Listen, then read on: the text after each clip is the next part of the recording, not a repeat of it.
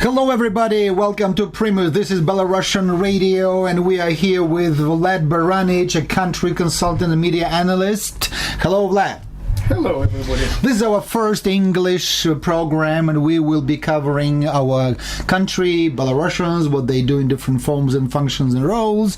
And I think that we are trying to open up and market our country in some way. So Vlad, before we start discussing serious and boring things, tell me why the world and Europe should care about Belarus.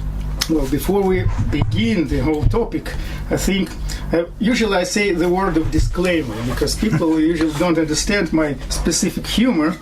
Therefore, I would like to warn that we're going to play a role of a bad cop, that's me, and a good cop, that's I'm you. Mel Gibson and you will be Danny Glover from Lethal Weapon, right? No, I mean, Gibson was the bad cop, I think. Okay, whoever. Because, you know... okay, I'm Danny Glover, I don't care. In most of my, incarnations, I'm a bad cop because, I'm politically incorrect and provocative, and That's you are fine. That's fine. a prominent public figure, economist, political analyst, public activist, All right, so etc., etc. let's start before with this short introduction.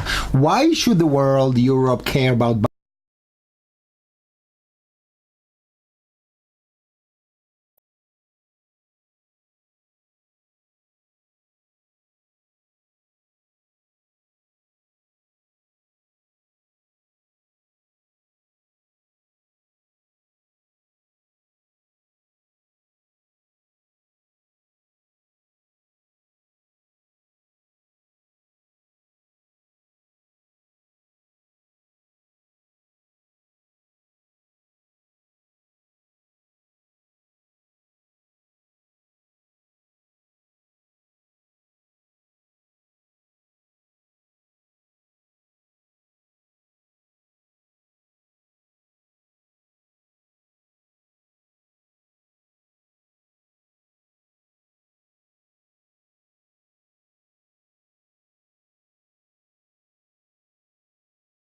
He was the director of that clinic. He wanted to initiate the same, start the same clinic here in Minsk, but he was not allowed to because he was told that everything is fine with our medical service here. We don't did not need have you. enough connections. Yes. But he used to say, but clans. he lived in Minsk, but he traveled to Vilnius he liked Minsk and he wanted to start a business here, but he failed because, authorities didn't allow him. Now he lives in China, actually, in Shenzhen, and he teaches Chinese medical stuff. And he's very prominent doctor from those who know him might know him, Donald Coder. Nice man, he's advanced in age. But he once told me, what do you know about Belarus? He said, if you hear about Belarus, they would say, Lukashenko, yes. But very good branding, right? Now we have other brand, Alexeyevich, the Nobel. That's right, Nobel Award winner, right? Absolutely. Well, she is very prominent, and I think that she's more famous around the world than in Belarus because the authorities somehow and Lukashenko are somehow jealous about her fame, popularity, and possible influence on the minds of the people. Certainly. What do you think so? Yeah, well. Probably she's more known than Lukashenko because there are many worldwide, yes, but not in the country. Well, we talk about our program is our talk. Actually, it's like talk show, right? Talk show, really, because we are two kind of entertainers here. Right. So we entertain and we talk about Belarus for those who are outside. That's right. And know nothing about Belarus, for example. Oh, they want to follow the country's affairs, what Belarusians do, what they think, how they act. Essentially, we are starting the program on the eve of two important political campaigns, and essentially another very important topic for people to understand who follow Belarus is what relations between Belarus and our eastern neighbor is, which is pain in the ass of so many statesmen around the world. So, okay. So please enumerate a very specific and very short way. Why should the world care about independence of Belarus or Belarus in general? Because it's, I told you, it's like a big tree in the road. It's on the European road, since we're in the center of Europe, and this is a big black hole, or I don't know, if you look at a map of, or maybe a white hole, depends what color you choose, or maybe red, I don't know. Usually when you look at a European map, Europe ends on the western border, eastern border, western border of Belarus, and eastern border of EU. And there, this authoritarian cognate is like a Mordor. It's just territory of savages and nobody who lives there. But that's right. The thing is that Europe now is overwhelmed with its own problems, right? European elections, Brexit, immigration, low growth rate, and blah, blah, blah.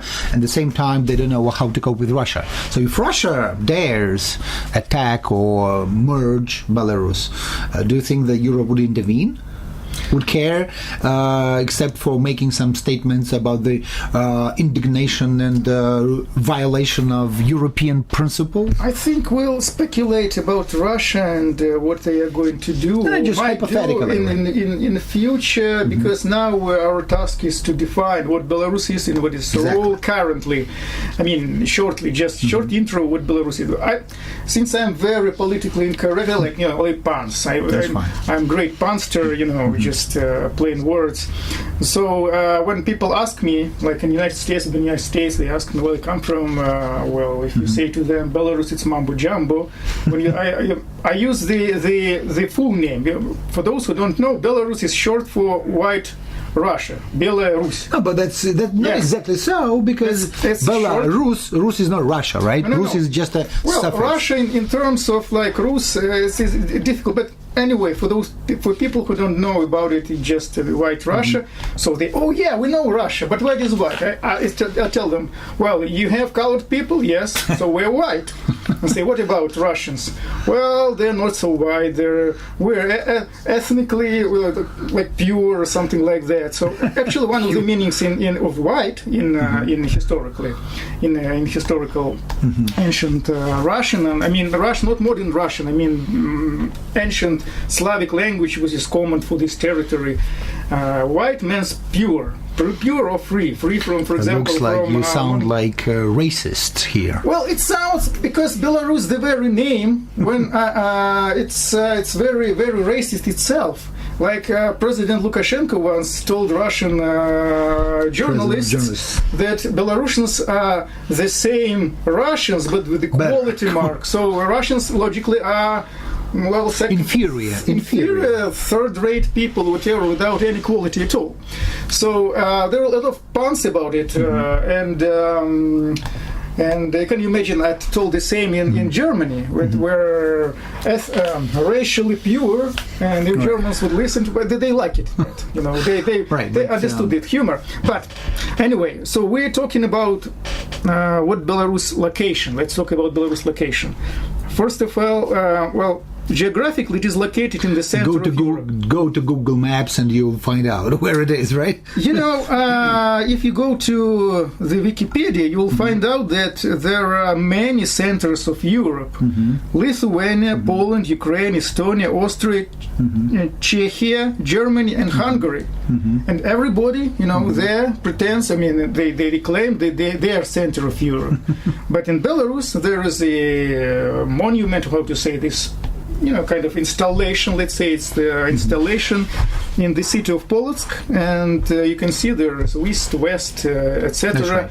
And it says this is the geographical center of Belarus.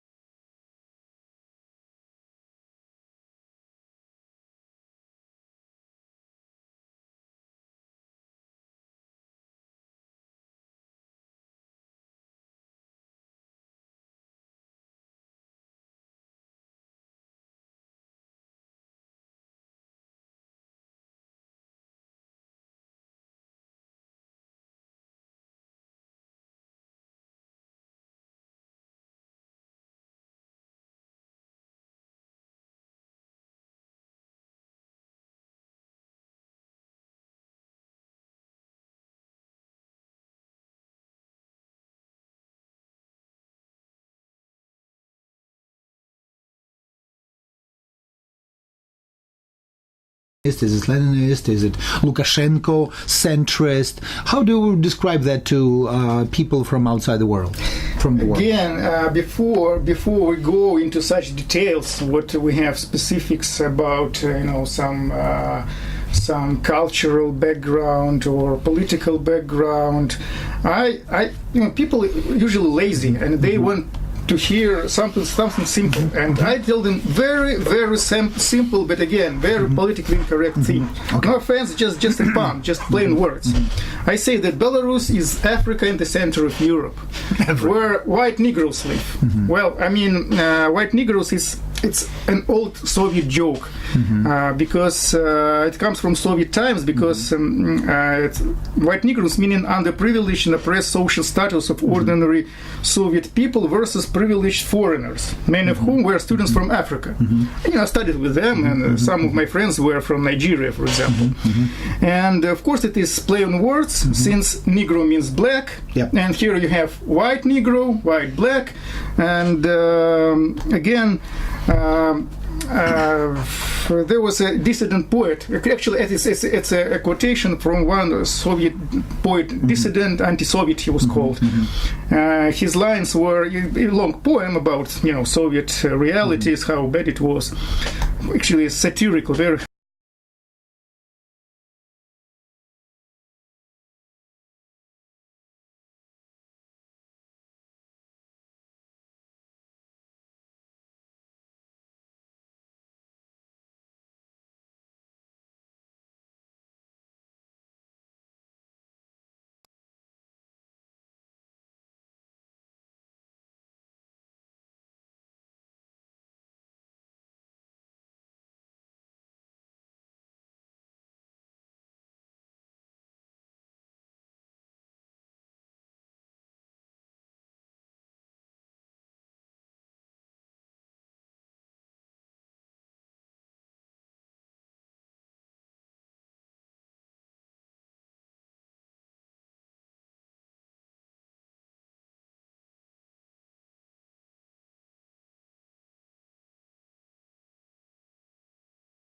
That living next to Belarus, people had no idea what is going on in the country. So he knows about Lukashenko, about dictatorship, about a violation of human rights, and the first issue that he raises is, before going and visiting Belarus, is how safe is it here? Will he be followed by KGB?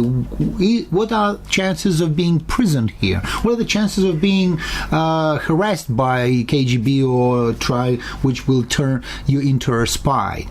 So it's all these, old fears of the Soviet Union, like, Iron Curtain was there and nobody exactly knew what's going on, and so, but the whole West was kind of full of these gloomy pictures of the Soviet Union, bears, vodka, KGB, Communist Party, people who had no sex and no idea how to have fun. That was the perception. The perception of Belarus in Europe right now, to say nothing about other parts of the world, is absolutely different from reality. How would you match these two things? What are they right about and what are they wrong about in their perceptions about our country? Our neighbors, closest neighbors, like Polish people, or like from Poland, from Lithuania, from like Ukraine. Of course, we know each other, and the Polish wouldn't be surprised. They wouldn't expect something maybe from very, very distant parts where I never heard of Belarus, but we're very. Remember, we had. I have to remind those who don't know about Belarus. We had the common state with Poland. Yeah, well, it was called Rzeczpospolita, and which is called now hundreds of years ago, right? But it was before that Great Duchy of Lithuania. So formally, we have this European heritage. But after Russia came here and invaded and overpowered, that time it was Poland, and they took over this part. So it is more question of how we're different from Russians. But before I proceed to this question, how different we're from Russians, it may be a different theme for conversation. Yeah, it's absolutely, because it is quite big and vast. But how safe it is here? Very safe. I mean, if usually as country consultant, I give other certain hints or life hacks how to behave here in Belarus. It's well, if you've been, for example, before that, say to Prague or to other European, from former Soviet camp, I would say this sphere, you wouldn't notice much difference in Minsk. Everything is fine, city is clean, people. Same nice people, a lot of girls are beautiful here, women are beautiful here, or maybe not women, but young women and girls, they are just gorgeous, and that's why many tourists come here from Italy, for example, from Turkey, and but it is to explore human body in a way, right? Of course, it's in this case, Belarus resembles very much the Cuba of Batista times. Casinos, you'll find out a lot of casinos on every corner, and of course where casinos there are girls and etc. So but in general people are friendly. Well, if they see there's a foreigner, they generally don't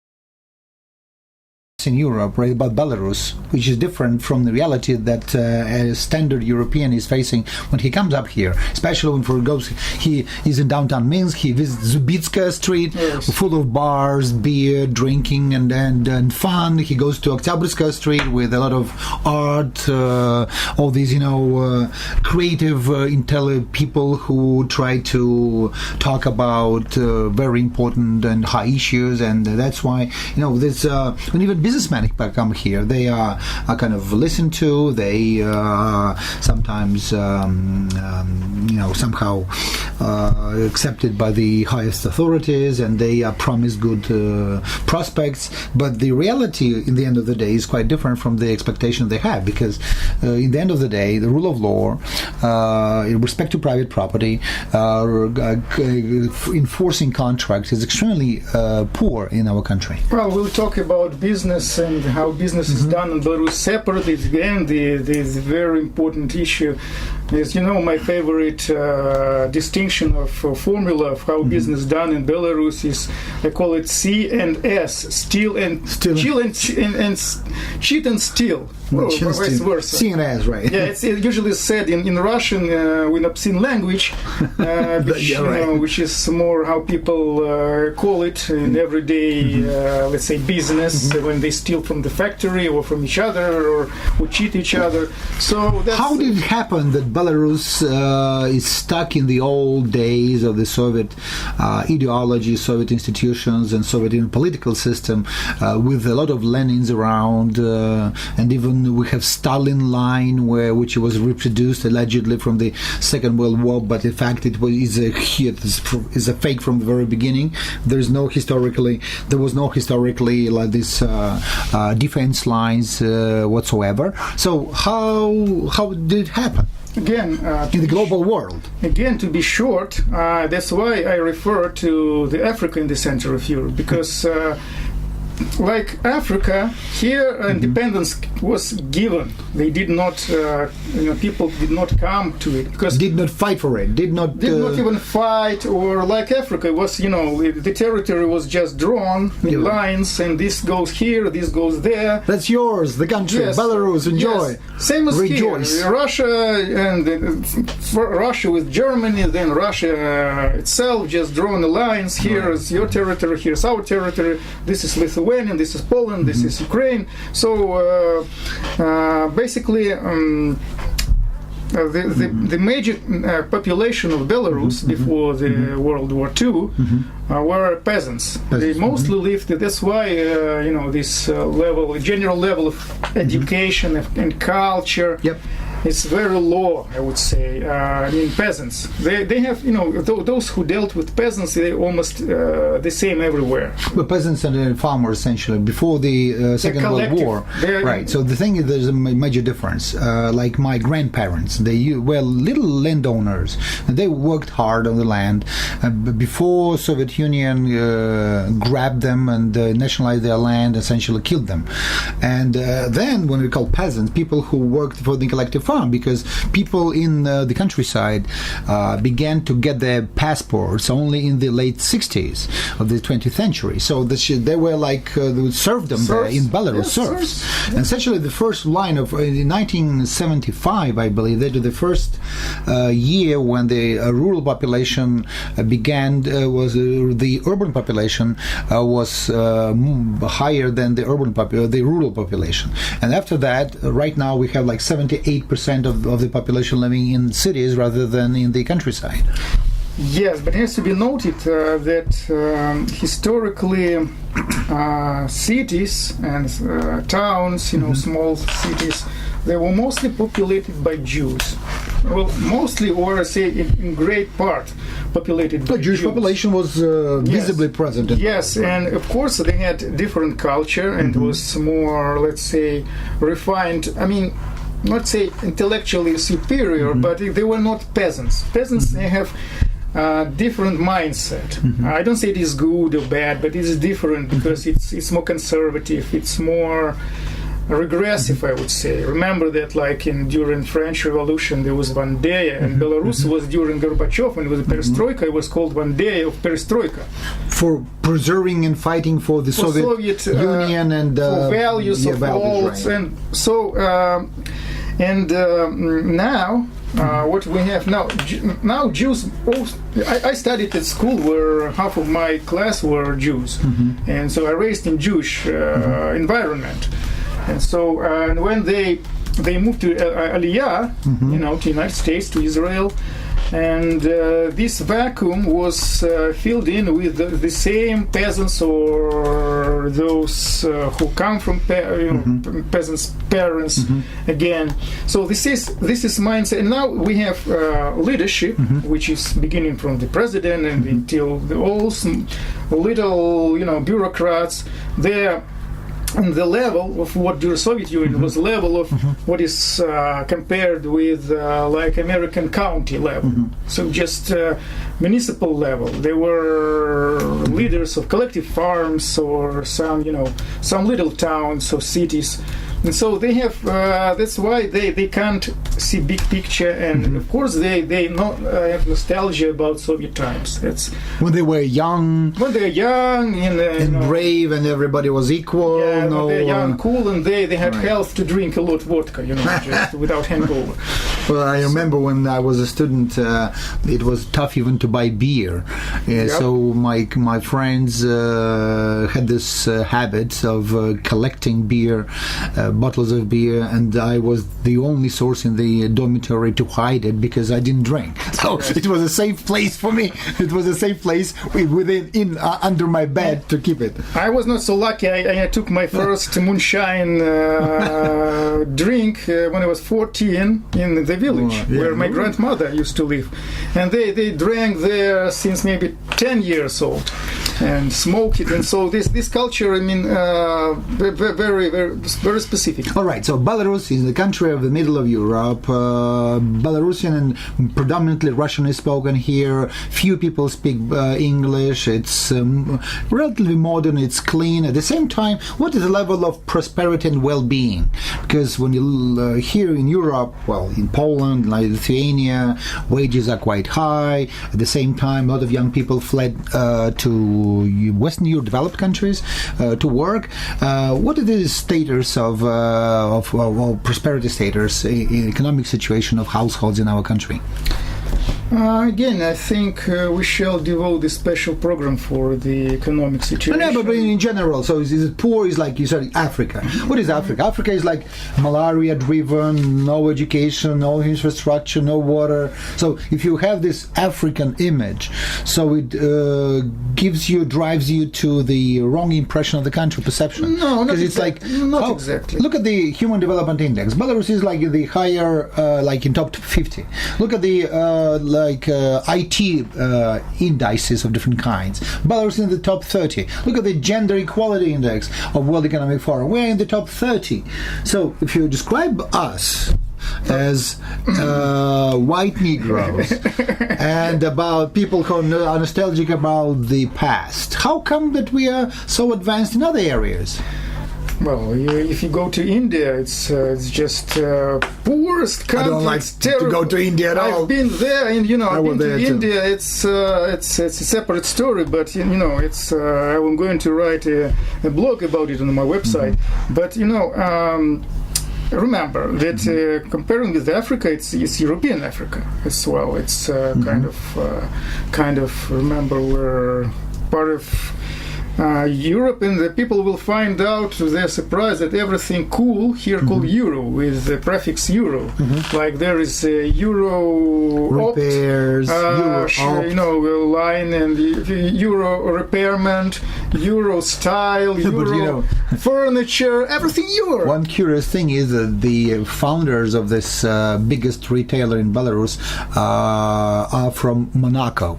So they registered euro from Monaco. I didn't know. Like then we have iTransition, we have World of Tanks, all these countries. When you look at the founders of these well-known companies worldwide, the country of residence is Cyprus, Monaco, Latvia, not Belarus. Of course, it's well known. They try to live there in other countries. Of course, just they make money here. They don't trust the law, the legal system here. They don't trust the system that preserves their property right. That's why they try to enforce their position by being non-residents. Yes, one of the features of Belarus is total disrespect for law. Yeah. Absolute total disrespect on all levels. People who come here, they might notice this just watching on traffic, on streets. Mm-hmm. Cars park on sidewalks. Anywhere, right. They park they talk on mobile phones, although this is forbidden, and they do think, and police does nothing about it.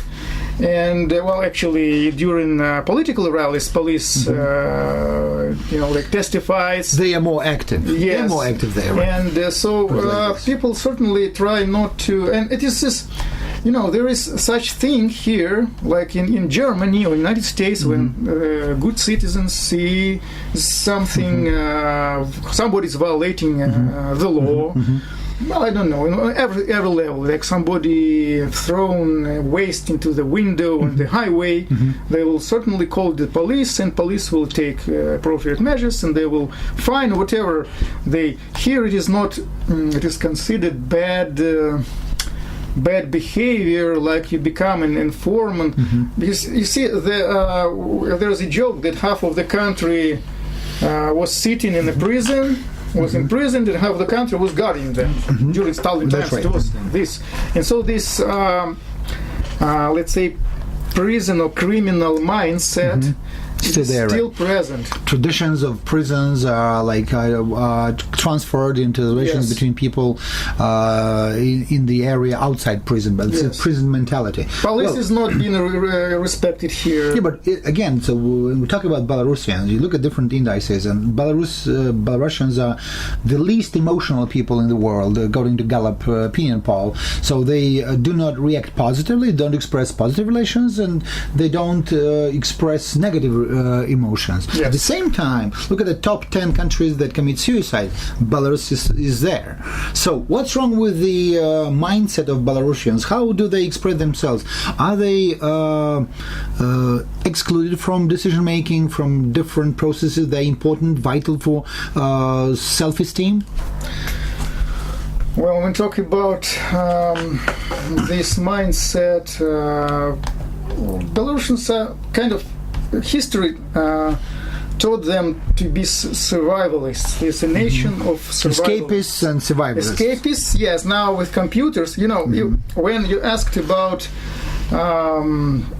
security, like 30 years ago when I was a student, it was quite, some areas of Minsk were quite tough to go there, like like criminals, and you could be robbed there, beaten just for nothing, just because they don't look like how you look, or you're not from the same area. Right. So, and now there's nothing like that, because those hooligans or those vandals or bullies, let's say better, those bullies, they again escapists. They shifted into mobile phones, into computer games. David Thoreau wouldn't rejoice knowing that so many Belarusians try to escape from real life. Life means civic activism, economic activism. Yes. About over 1 million Belarusians fled the country to work abroad. Most of them are in Russia, but I think that over 300,000 are in Europe. So this is the way to exercise, not to resist the authoritarian regime and some injustices, just to say, okay, if you don't want us in our own way, and if you impose some things that are not acceptable, then we go away. We just show with the middle finger. That's it. But again, so importantly, even the word hutar, which is like a cabin, farm, or like a separate land, separate piece of land. It's exactly like a farm in the United States somewhere. Yeah, cabin farm. But again, but the word hutar has a different connotation, because it's more than just a place of residence which is isolated from even the village. Outskirts of village. That's right. So outskirts of village are even far from the village, because this is like the hutarianin is a person who doesn't want to have any neighbors at all, and this is kind of this is if you leave me alone, I will be here and don't bother. I don't bother going to you. So if you want my acceptance of something, just put a stick somewhere, and I don't even challenge it. This is the way. Essentially, this is the way to appease the authorities, to give them the right to do whatever they want. There is certain population of that mindset of mostly from the western part, which was under Polish influence, and you can see now maybe less, but if you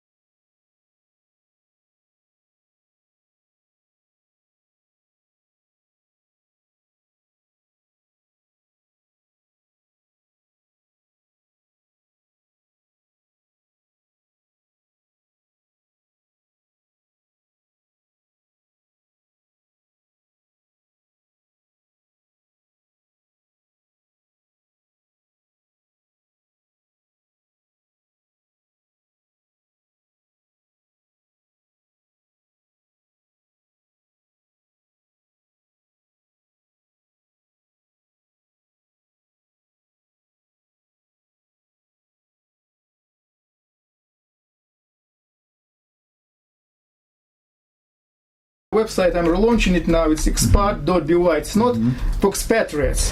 I call it experienced attitude. It's more like blog of mine, and I'm going to publish the kind of list of most important things you shall know before you come to Belarus. That's right. That's very interesting. Yes. Okay, so our program is called B for Belarus. Is Belarus brutal?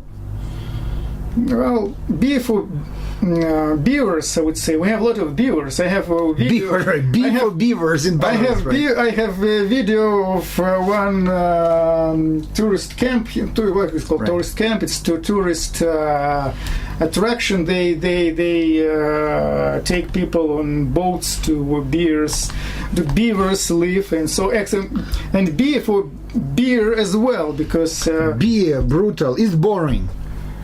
Yes, boring. Yeah. Is it brave? No. It's not brave. Okay, this is the first introductory program with Vladimir Baranich, our country consultant and media analyst in the program B for Belarus. Stay with us, guys, and you will learn more about different aspects, and you can ask your questions about different elements of our policy, culture, environment, whatever you find interesting, because we would like to put Belarus on the map, not only geographical Europe, but on the mindset and cultural, economic probably map of the world, which is my